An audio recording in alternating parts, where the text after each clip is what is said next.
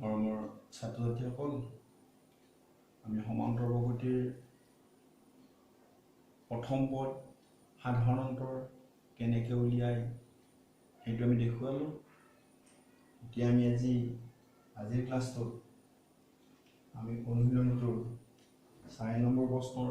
উত্তৰ চাম। তলৰ কোনবোৰ সমান্তৰ প্ৰগতিত আছে? যিবিলাকে সমান্তৰ প্ৰগতি গঠন কৰিছে তাৰ প্ৰতিটোৰে সাধাৰণ অন্তৰ নিৰ্ণয় কৰি পৰৱৰ্তী তিনিটাকৈ পদ উলিয়াব দিছে। এটা শ্ৰেণী আছে 2, 4, 8, 16 আৰু এতিয়া আমি চাব লাগিব ইহঁতে সমান্তৰ প্ৰগতি গঠন কৰিছে নে নাই। যদি সমান্তৰ প্ৰগতি গঠন কৰিছে তেতিয়াহ'লে পৰৱৰ্তী আৰু তিনিটা পদ উলিয়াব দিছে,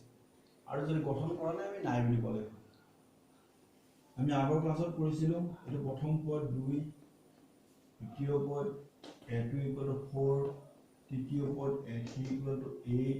চতুৰ্থ পদ a4 = 16। এতিয়া আমি পাইছিলোঁ যে a2 - a1 =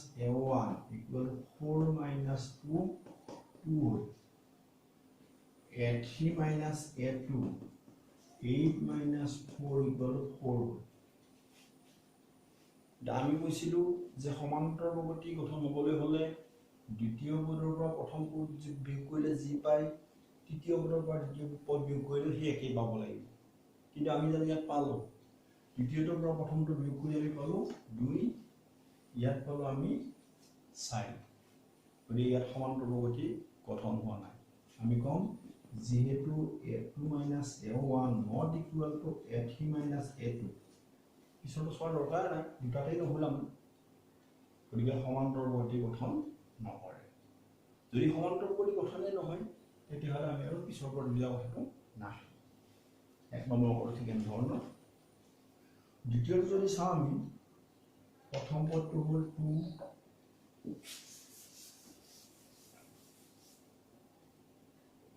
2, 5/2, 3, 7/2 আৰু এনেকৈ আছে। এইটো এটা সমান্তৰ প্ৰগতি গঠন কৰে নহয়, এইটো পৰীক্ষা কৰি চাওঁ। a1 = 2,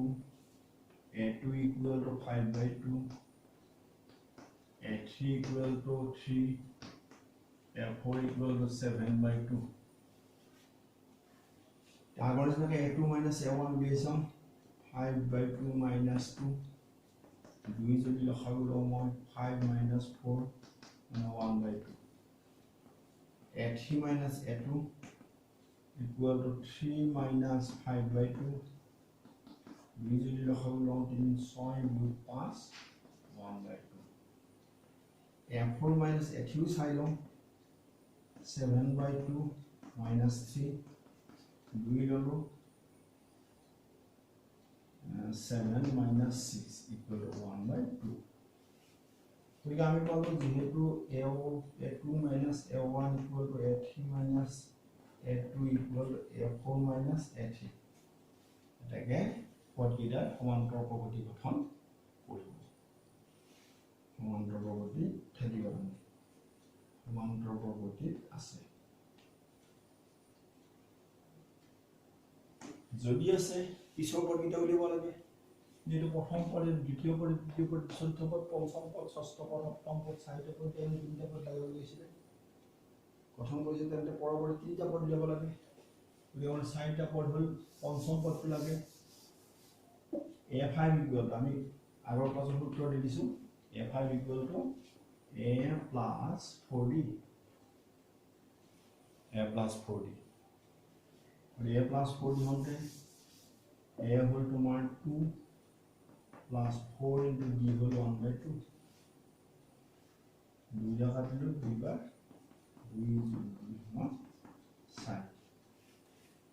a4 হ'ল a5 হ'ল 4। a6 = ইয়াৰ পিছৰ পদটো a6 = a + 5d, a2 + 5 × 1/2, 2 + 5/2, 2 লসাগু 2 × 4 + 5 9/2 এটো হল 9/2 ষষ্ঠ পদ a 7 যদি উলিয়াও আমি a plus 6d a hall 2 plus 6 into 1/2 উলিয়াও 3 বাৰ 2 into 3 সমান 5 কইতে প্ৰথমটো পাইছিল আমি সমান্তৰাল বহুপদী নাই একাৰণে আমি পিছৰ পদ দিব নোৱাৰিলো এইটো সমান্তৰাল বহুপদী আছে গতিকে আমি ইয়াৰ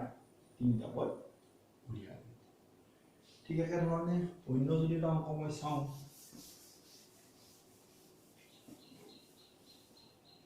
এটা অংক লওঁ মই 5 নম্বৰটো 3 plus root 2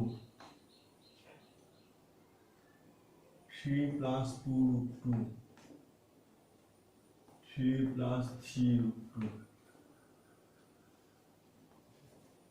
এইটো সমান্তৰাল বহুপদী আছে নে চাব লাগে আৰু যদি আছে তাৰ পিছৰ তিনিটা পদ দিব লাগে আগৰ নিচিনা a1 equal to 3 a2 equal to 3 plus root 2 a3 equal to 3 plus 2 root 2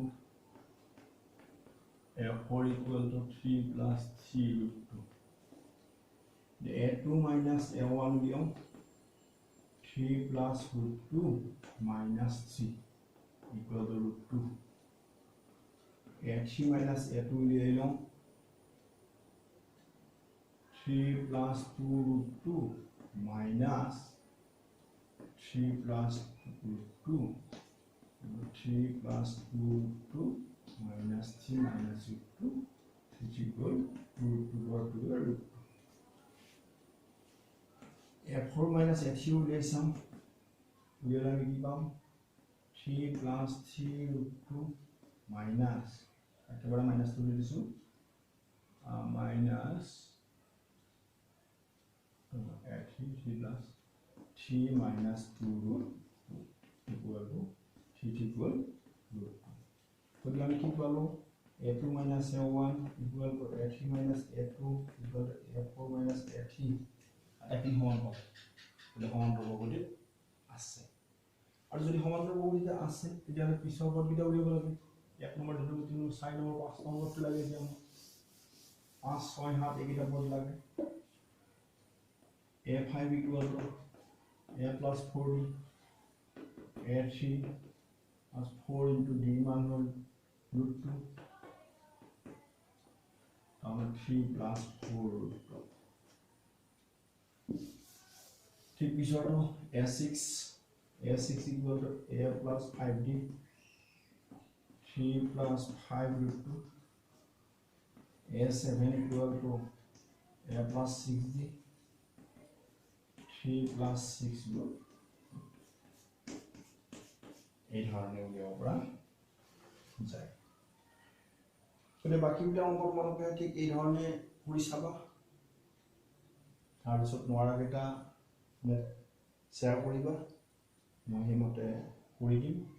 গতিকে মই এই দুইমানটা সামৰি নেক্সট অনুশীলনী আমি আৰম্ভ কৰিছোঁ যে এনতম পদ মই ইয়াৰ আগতে দেখুৱাইছিলোঁ যে সমান্তৰাল বহুপদী তাৰ এনতম পদ কেনেকৈ উলিওৱা হয় যে প্ৰথম পদ আমি ধৰিছিলোঁ প্ৰথম পদ a1 equal to a দ্বিতীয় পদ a2 equal to a plus d তৃতীয় পদটো a3 equal to a plus twice d চতুৰ্থ পদ a4 equal to a plus 5d মানে এক কমি গৈ আছে যিমান কম হয় তাতকৈ এক d কম হয় গতিকে আমি an equal to a plus n minus 1 d এই সূত্ৰটো প্ৰয়োগ কৰি আমি এনতম পদ আমি উলিয়াব পাৰোঁ কেই নম্বৰ পদ লাগে সেইটো উলিয়াব পাৰোঁ অনুশীলনী যদি চাওঁ মই ইয়াতে তেতিয়াহ'লে সেইমতে আমি উলিয়াব পাৰিম দিয়া আছে যে সমান্তৰাল বহুপদীৰ প্ৰথম পদ a সাধাৰণতৰ দি এনতম পদ an তলত দিয়া খালি ঠাইসমূহ পূৰণ কৰিব দিছে কোনোবাটো নাই এইকেইটা ভিতৰত কোনোবাটো নাই নোহোৱাটো উলিয়াব লাগে প্ৰথম পদ যদি চাওঁ মই প্ৰথম পদ দিছে a equal to 7 d দিছে 3 আৰু n দিছে 8 an লাগে একেবাৰে সহজ সংযোগ পেলাই দিলে হ'ল an আমি জানো an equal to a plus n minus 1d and it 8 number হ'ব কাৰণ n ৰ মান 8 n ৰ মান হ'ল 7 plus 8 minus 1 d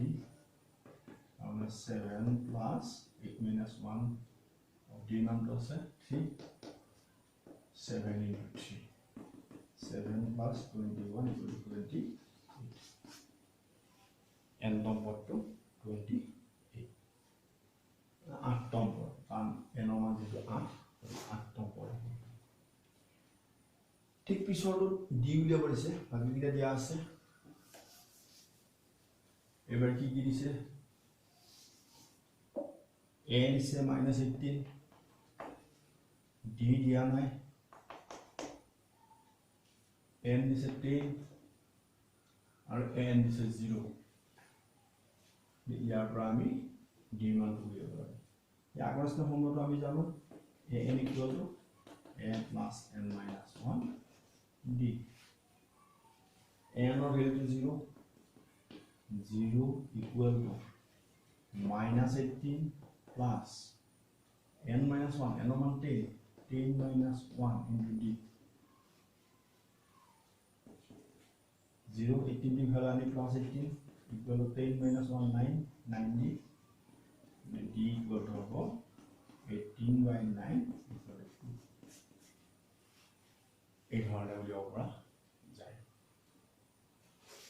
ঠিক আৰু এটা পদ্ধতি আছে আৰু এটা উলিয়াবলগীয়া আছে কি থাকিব এবাৰ a উলিয়াব লাগে পিছৰ অংকটো যদি আমি a উলিয়াব দিয়ে আমি ইয়াত কেনেকৈ উলিয়াম